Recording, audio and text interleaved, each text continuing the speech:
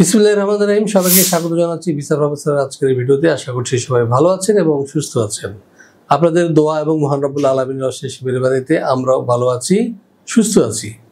দর্শক, আজকে আমি একটি নতুন বিষয় নিয়ে আপনাদের সাথে কথা বলবো। সেটা হচ্ছে, আমাদের দেশে অনেকেই কিন্তু চিকিৎসা ভিসায় দেশের বাইরে গিয়ে চিকিৎসা নিতে চান।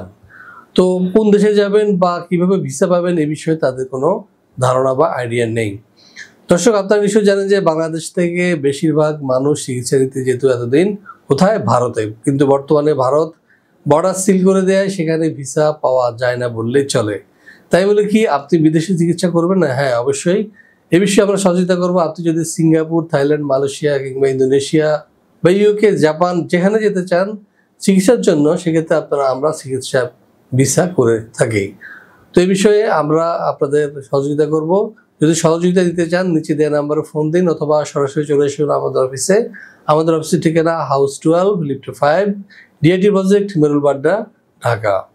তো দর্শক, চিকিৎসা ভিসা সংক্রান্ত তথ্য জানার আগ্রহ যদি থাকে অবশ্যই যোগাযোগ করবেন এবং আমাদের চ্যানেলটি সাবস্ক্রাইব করবেন। এই আশা রেখে সবাইকে শুভকামনা জানিয়ে শেষ করবো আজকের এই ভিডিও।